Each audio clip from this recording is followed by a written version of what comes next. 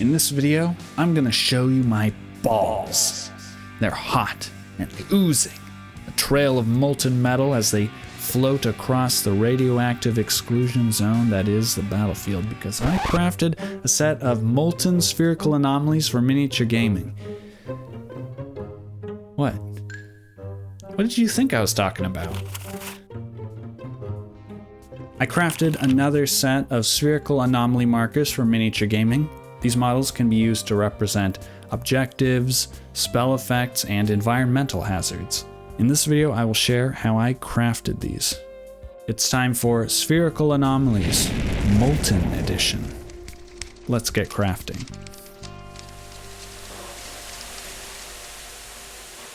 The ball portion of these models will be made using expanded polystyrene foam balls I found in the floral foam section of the craft store.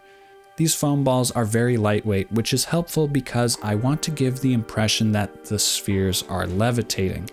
Now, I don't want to put too much effort into making them look like they're actually floating above the battlefield. Thematic stands will be sufficient. These anomalies are going to have a molten theme.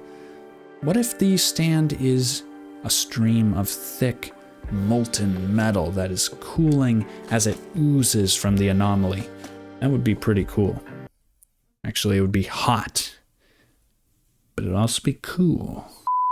Hot glue comes to mind as a material that can create that thick, ooze blob-like shape. To craft the stands, I started by applying a large blob of hot glue to a surface. This will make the foot of the stand. Eventually, the glue will be removed from this surface, so pick a material that easily separates from hot glue. I started using scrap paperboard pieces, but quickly switched to parchment paper. It's just better. Parchment paper has a good track record of separating from hot glue, and then you don't have all that fuzzy stuff that gets stuck on the bottom when you rip it off of the cardboard or paperboard or whatever. It's cleaner. It'll look better. Okay, sometimes hot glue peels right off parchment paper and sometimes it sticks a little. I do not yet know why, but at least with parchment paper you have a chance of a clean separation as opposed to something like cardboard. Now back to the crafting. To build up the foot, I applied more blobs of hot glue, slowly making a lumpy blob stack. Large bodies of hot glue take much longer to cool than normal applications of the stuff. I dripped some water over the glue to help speed the cooling process. Smaller amounts of glue are applied on the upper layers so that the wide foot transitions to a thinner leg. Hot glue is great for this because the blob layers look like thick piles of lava oozing over one another. Eventually, the stands were long enough that I could peel them up and continue working on them off the table. I applied thicker blobs, but teased them out with the tip of the glue gun before dousing them in a container of water to freeze them in place. The stands were attached to the foam balls with more hot glue.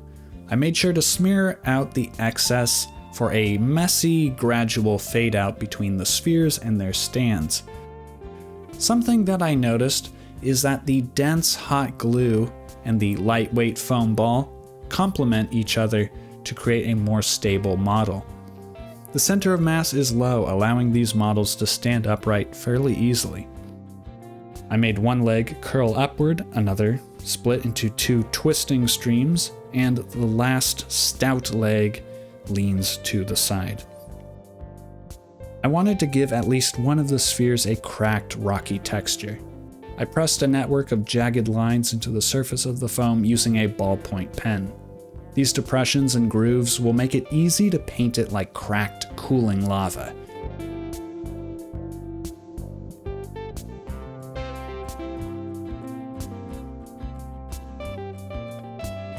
Painting started with a coat of primer on the foam, followed up with a coat of white or black.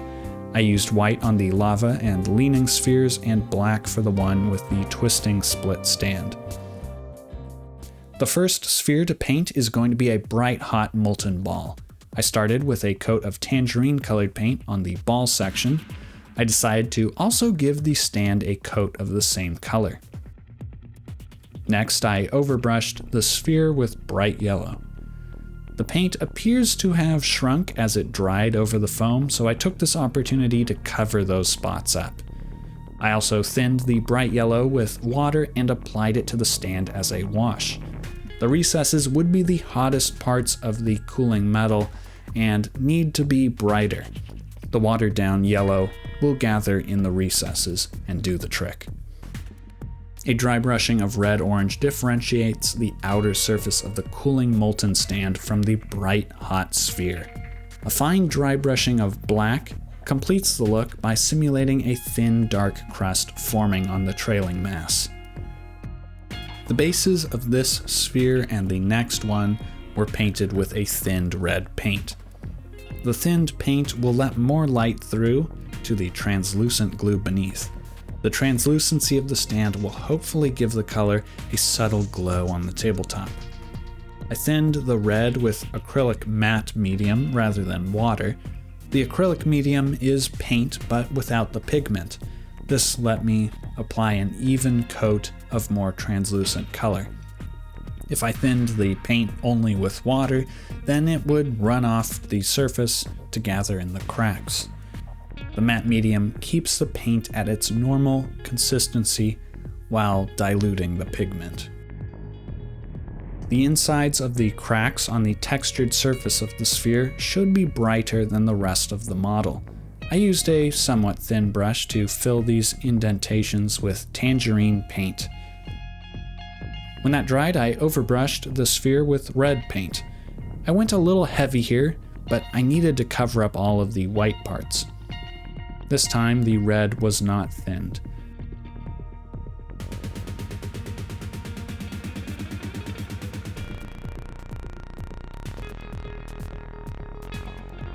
For the final step, I gave the sphere a heavy dry brush of black. Thanks to the texture I pressed into the foam, the cracks remain red and orange while the raised chunks between catch the brush for a dark crust. I faintly dusted that melty stand with some black too. That completes another molten anomaly. The final molten sphere will be a kind of middle ground between the other two. It will be smooth like the white hot ball, but darker like the lava sphere. I'm aiming for a warm, glowing ball with little bits of black crust. I mixed up a vibrant red-orange for the sphere portion. Next, I coated the entire stand with thinned red paint.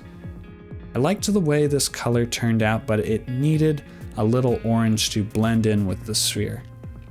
A light overbrush of the red-orange mix did the trick. The paint cracked again as it shrunk on the foam. I touched that up with a faint overbrush of red on the ball. Now for my favorite part, a black dry brush. This time I started from the foot of the model and worked my way up to the sphere. I gave the base a heavy dusting and the ball itself a more splotchy application. A couple of weeks after painting these, I varnished the spheres.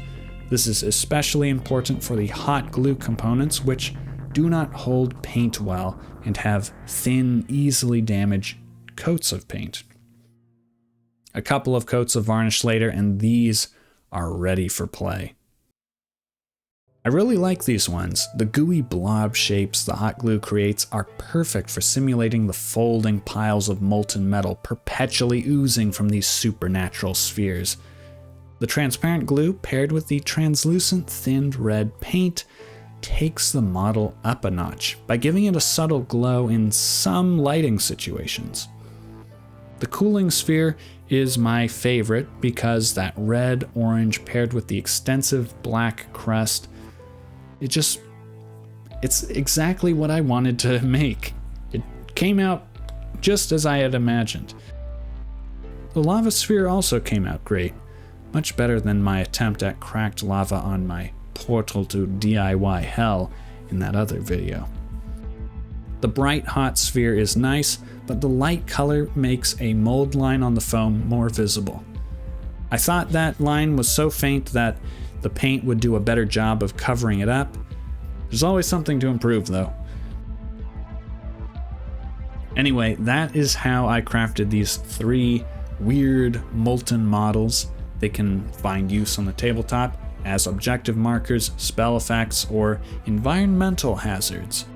They could be reality-defying phenomena that scavengers are trying to study or avoid in a sci-fi skirmish wargame.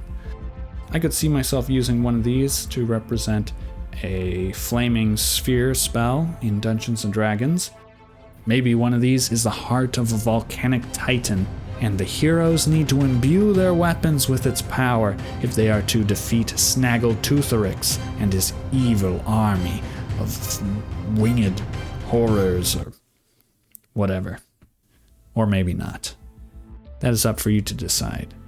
If you enjoyed the video, then leave a like. If you did not, then tell me why. If you want to see more content, then roll that flaming ball of death over the subscribe button.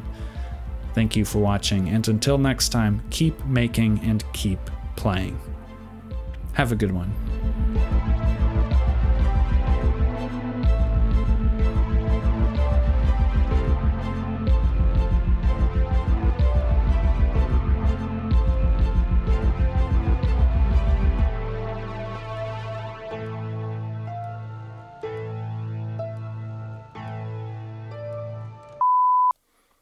Great big balls of fire.